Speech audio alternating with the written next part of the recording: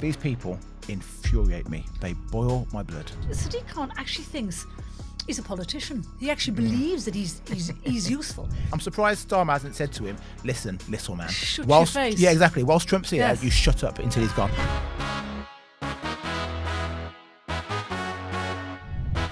Hello, I'm JJ Anisiobi and welcome to another episode of the Daily Expresso. Today I'm joined by the wonderful Express columnist, Carole Malone. Hello, you. Hello, you. Just looking at your hanky here. This is it's quite old-fashioned, but nice, isn't it? Yeah. It's kind of, what's the word I'm looking for? Suave. Debonair. Sophisticated. Yeah. Why are you wearing it then? What? Oh! Is this because I said last week that you were born in 1848? Yes. This is exactly payback right. for And that. trust me, that got a lot of attention. And it was not good attention on you. Women having a go. Donald Trump is here and Keir Starmer has the royal family working overtime to charm the president like their life depends on it. The US president was met earlier with a formal greeting by the King and Queen, along with Prince William and Princess Catherine at Windsor Castle. Later on, he enjoyed a royal salute at the castle and a fly past from the Red Arrows, plus the wonderful carriage procession. Now tonight, Trump will be the guest of honour at a formal state banquet. The president will bid farewell to the royals on Thursday morning before he meets up with Starmer. Trump has already been speaking extremely glowingly about being in Blighty. On the flight over here, he was telling reporters it's going to be a beautiful event and implored them to enjoy themselves. The warmth isn't being reciprocated across the board, though, and just as Air Force One was about to land, climate protesters burst into a din of Republicans, shouting, "How many will you kill if you drill, baby, drill?" Numerous other protests are planned, and 4 people were arrested last night after images of Trump and Epstein were projected onto Windsor Castle. Carole, these people infuriate me. They boil my blood. They are clearly unhinged, especially the organisation called Stop Trump. That organisation frightens me more than anything that they think Trump might do. You know, I don't know whether you've seen their videos this week, and they're the people planning a lot of events. They're the people who are inviting people to come to London. You know, these are the kind of people who would have celebrated the murder of Charlie Kirk. They're the kind of people who would laugh if someone died. This group is more dangerous than Trump, I think. And they think everything that they're going to do today will be totally justified, which is not the case. But you know, these protesters, and I've heard lots of views over the past 2 days about people not wanting him here.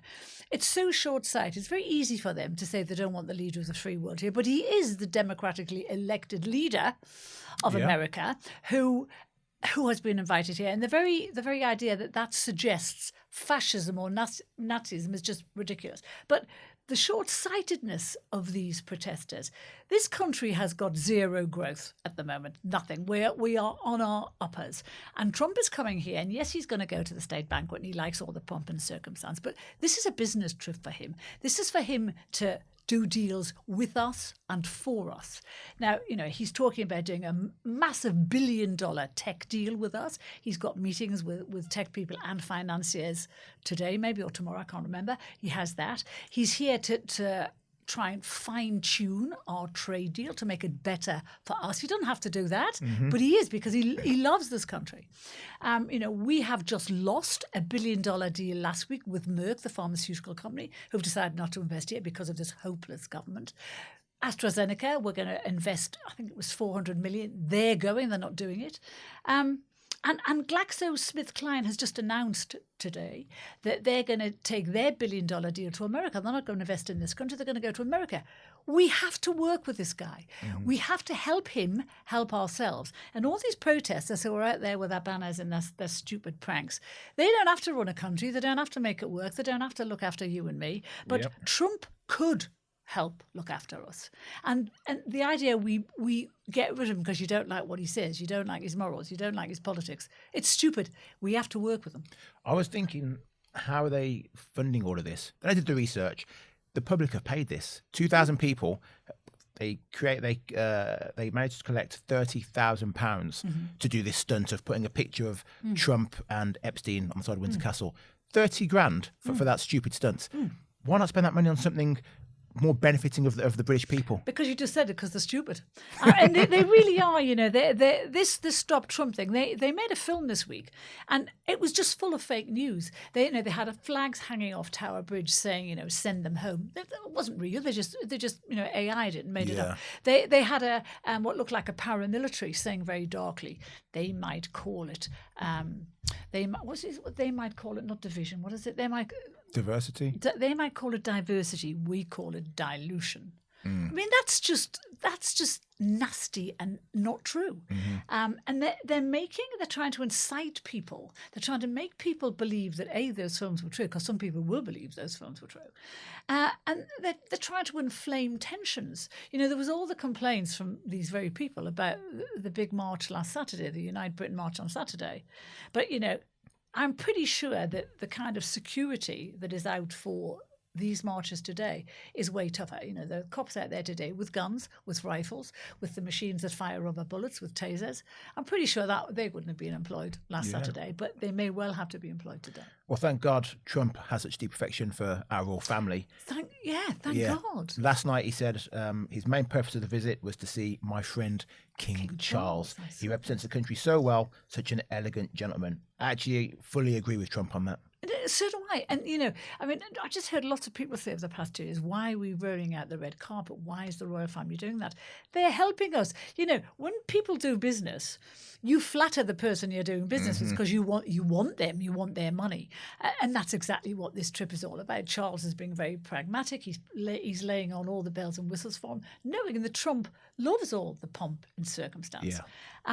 And I'm glad they're doing it, because this country is in a mess, and it's going to get in a bigger mess. If Trump walks away from us and doesn't do these deals, and doesn't tweak the trade deal, and doesn't do this $1 billion tech deal, we are in big trouble. Yeah. Well, what do you think is going to happen between Trump and Starmer when they eventually meet? How's that deal going to go down? I don't know why, but I think Trump actually quite likes Starmer. I don't get it. You don't know why? I don't know why, but I think, I think he quite likes him. He's always praising him.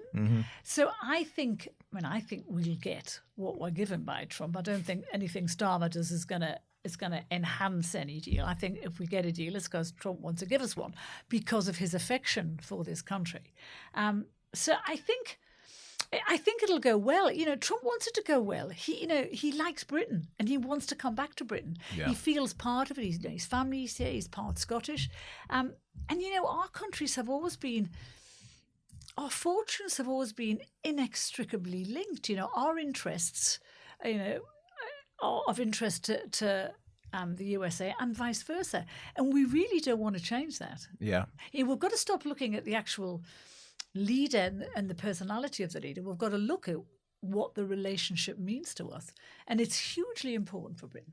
Well, one person who is not a fan of Trump is Sadiq Khan. The mayor of London furthered the sense of a hostile reception for the president with a typically bitter tirade. Khan accused Trump of fueling divisive far-right politics and said his actions in the White House were straight out of the autocrat's playbook.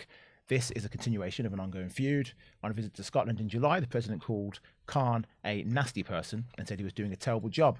Starmer on that occasion meekly defended Khan, saying, he's a friend of mine, actually. Pathetic. What are your thoughts on Sadiq Khan's comments? I'm surprised Starmer hasn't said to him, listen, little man. Shut your face. Yeah, exactly. Whilst Trump's here, you shut up until he's gone. Yes. But it's just totally counterproductive. Sadiq Khan actually thinks he's a politician. He actually believes that he's useful. This is a guy who has wrecked London. I mean, literally wrecked London. His ULEZ scheme has failed miserably, to the point where his organisation won't even produce clean air data, presumably because the air is absolutely no cleaner. The TfL, 12.6 billion quid in debt. In Khan's reign, 6 bailouts under his reign. Knife crime has rocketed 60% in the last 3 years. Gun crime is up 18%. Rapes are up. Sexual offences are up, all under Khan. And he spends his life jetting around the world, playing the big I am. And of course, he's not big at all, as we know that. Playing the big I am. And people are dying on his streets, and he's doing nothing about it. And he has the cheek to criticise Donald Trump, whose country currently is raking in trillions thanks to his tariffs. I'm getting excited. I'm jumping off the chair. That's how excited I am. Because he's a little squit of a man who has achieved nothing. He's been an abject failure as London mayor, and never more obvious than this week when this very newspaper, The Express, did an amazing exclusive about grooming gangs operating in London for the last 20 years on a scale, unprecedented scale that goes way beyond whatever happened in Rotherham or Rochdale. Yeah. And what did Sadiq Khan do when confronted by it in the London Assembly, when asked if this was happening? He avoided the question 9 times. He would not speak about the fact that these young girls who a cop has got names, dates, times, places of the horrors that were perpetrated on these young girls. Khan will not speak about it. Why not?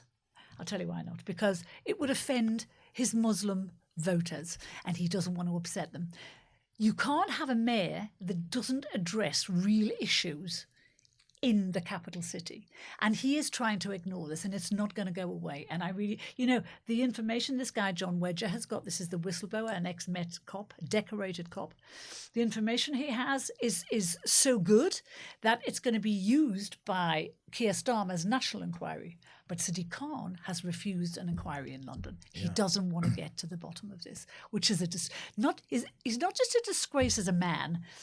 He's a disgrace as a father and a human being. He has 2 daughters and he would move heaven and earth to protect those 2 daughters. Why does he not feel the same about these girls who've been abused? Yeah. Don't get it. If you missed the exclusive in the paper, it is still available at express.co.uk. Now, I question Starmer's judgment. Clearly, him taking Mandelson to be the US ambassador, was a poor decision. It's Starmer who put forward Khan to be made a lord perhaps next year. I mean, we should be in the streets protesting that, not protesting Trump. We completely should. What did he get that for? Services to himself. What has he ever achieved? This man, nothing. And whenever people talk about stitch-ups and things being fixed, this just smacks of that to me. Yeah. This man doesn't deserve. I will never call him sir, not ever. If I meet him face to face, I will never call him sir because he did not deserve that honour. There are so many people in this country who do, but not him. Under his reign, this city, London, gets more dangerous, more terrifying every single day under him because he doesn't care about it. He cares about himself and he cares about the office of mayor and what it does for him. Yeah. Well, let's move on. Yesterday, we brought you news of the shambolic failed launch of Keir Starmer's one-in, one-out policy as the first flight due to send people back to France ended up taking off with literally no one on board thanks to last-minute legal wranglings. The government was dealt an enormous blow by the High Court after it ruled an Eritrean man could not be deported to France. But why? Well, the court claimed the man granted anonymity would be made destitute if he were returned to Paris. This morning, Senior Minister Liz Kendall denied that the High Court's ruling had not completely undermined the government's deportation policy. Kendall insisted this is one person, it's not going to undermine the fundamental basis of this deal. Well, Kendall, I think you're completely wrong. Carole? Totally, utterly wrong. Silly woman. She's not even talked to her own office because the government's own lawyer has said that it does undermine government policy. Yeah. So, but this was never going to work because people like us, commentators, said right at the very start when this was announced, this won't work because the human rights lawyers will challenge every single deportation. Not only that, the human rights lawyers made clear that we're going to challenge every single deportation. Yep. And they have, day one. They can't even get one out. They can't get one person out. And he's given this ridiculous excuse that he's going to be, what was the word he used? Destitute. Destitute. Well, he was probably destitute when he came and probably before that. So that's a stupid argument. But what annoys me about this is, this country does not have to take notice of ECHR rulings. They do not have to, they are only advisory, and that has always been the case. As for the Human Rights Act, Starmer is the man who helped draft that. And it's been made clear by various ex-Home Secretaries that it can be amended, easily amended, to allow deportations. So why isn't Starmer making that happen? And there's a reason, there's a very good reason. He's ideologically opposed to deporting immigrants, as is his Attorney General, Lord Hermer, as are most of the ministers in his government and his MPs. Mm-hmm. They don't say anything wrong with immigration. They're not listening to the people of this country, and they will allow everyone to come in. And here we are. And I keep on wondering, why are we allowing our money to be used to fund the legal cases of these people. They have absolutely no right to legal aid, or they shouldn't, because they're coming here. They've never been in this country. They've come here illegally. They've done nothing for this country. And yet we are paying millions of pounds every year for them to defend their right to stay here when they have no right to stay here. And this scheme was only ever just for show, to make it look like the idiot Starmer was doing something about immigration. And Liz Kendall is saying it's not fallen apart. Yes, it has, because now every migrant who might have been a little bit worried about the one out now isn't worried at all, because they know all they have to do is get a lawyer, and the lawyer will help them stay. Well, yeah, as you say, surely saying you'll be destitute if you leave the UK. Yeah. Everyone can say that then. Yeah, of course. Yeah. Of course. And he was destitute when he arrived. And if he's not destitute now, that's because what he's got is being given to him by us and by British taxpayers. So it's a stupid excuse, but we allow these excuses in the courts day after day, and it makes a fool of us. But what it does is it just puts up the green flag to everyone in countries, in sub-Saharan Africa. Come on, nothing is going to stop you. We've had cases of sex offenders who had come over on small boats, then not being deported because they were saying if they return to home country they'll be stoned, they'll be Do we care? attacked. Seriously? Well, I presume the general public doesn't care, but our judges are stopping them from being deported. If you're a paedophile, I don't care what happens to you when you go back to your own country. I really don't. Yeah. If you've hurt kids, if you've abused kids, I don't care what happens to you. In fact, you probably deserve whatever happens to you. So but why are we bothering about that? We can't be the carer for the entire world. We're not, and we don't have the money to do that. We're not big enough to do that. We've got to be taking care of the people here. We have homeless people on the streets of this country who are sitting on cold streets every night, and yet we have people who come here illegally who are getting put into new houses and 4-star hotels. No wonder people are angry. No wonder all those people turned out to that march last week. And I don't know about you, but I've been so angry at the way that march has been portrayed in the media. They wanted it to go wrong. Some of the elements of the media wanted there to be violence. They wanted there to be huge arrests. They wanted it to all go wrong. And, in the main, it didn't. When you compare the 23 arrests, to 423 arrests at the Notting Hill Carnival a few weeks before, which was called a celebration of culture and joy. And yet people marching for their country to want to take back their country, that's far right, racist, Nazi, every other inflammatory word you can think of. Donald Trump has led tributes to Robert Redford, saying there was nobody better than the actor at the height of his career. The star of Butch Cassidy and the Sundance Kid and All the President's Men died yesterday at his home, aged 89. Again, Carole, Trump speaking nothing but facts there. He was one of the greats, Robert Redford. It made me smile today when I saw Trump's tribute, because Robert Redford, not too very long ago, said he was a very destructive force. But Redford, one of the headlines was, he was one of the lions. What it said, one of the lions has passed. And that is absolutely right. Apart from the fact he was drop dead, gorgeous, beautiful, with the best teeth I've ever seen in my life. The films he made initially were all about the way he looked. But he's a well-known liberal guy and very politically aware, and he tried to make the films he did later mean something. When he did All the President's Men, that meant something. Even a movie like Indecent Proposal, do you remember that? With Demi Moore, where he offered £1 million to her husband to sleep with her. Even that started a worldwide debate about everyone has a price. No matter how moral you think you are, everyone has a price. So he tried to do films that meant something, and never forget he started the Sundance Festival in Utah, where he adored, and he gave lots of young filmmakers their big chance. So he wasn't just a great looking guy. He was much more than that in movies. And he once said that his looks put him in a cage, because in the beginning he was only ever cast in those roles where he was, snogging Barbra Streisand, which I could watch that movie a million times. But he meant something in this world, and when you lose people who mean something, it's very sad. I've met numerous actors in my time as a showbiz journalist. Robert Redford is probably one of the very few that I never heard a bad thing about. don't? I never No. met anyone Yeah. who said, "Oh, be careful of him," or "Oh, Yeah. he was rude to me on this occasion." Yes. He was always a gentleman. Everyone liked him. He was he wanted to do the job as very best he could. He didn't see himself as a heartthrob or a great looking bloke or whatever, but he wanted to do a great job. And 89 is a good innings and all the rest. I'm just sorry we haven't had more of him. That's all. What's your favourite Robert Redford movie? Oh, The Way We Were, without question.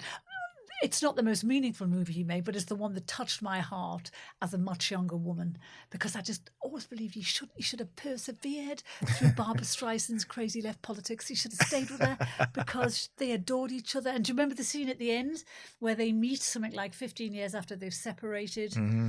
And they meet outside a hotel, and the love's still there. No. And I'm thinking, you could have easily have, But in that movie, he was a bit of an airhead who was in television, who cared more about his career and the way he looked and all the rest of it. Barbara Streisand was an activist, and so their politics eventually separated. It's a bit like me and you, but in reverse. Yes. Well, I don't know. You're the airhead, I'm saying. Well, I tell you what. I said I was going to hit him last week, and now I am. But yeah, I never know where you are in politics. 1 minute you're right, 1 minute you're left. I don't know what you're doing half the time. What are you on the table? Are you right or left? I'm just ever so straddling, just ever so right of centre most of the time. Getting your splinters in your thumb because you're on the tough fence. on crime and tough on the causes of crime. But that is all we have time for, exactly. Carole. Thank you very much. The caffeine has worn off. Thank you for watching the Daily Expresso, but join us again tomorrow.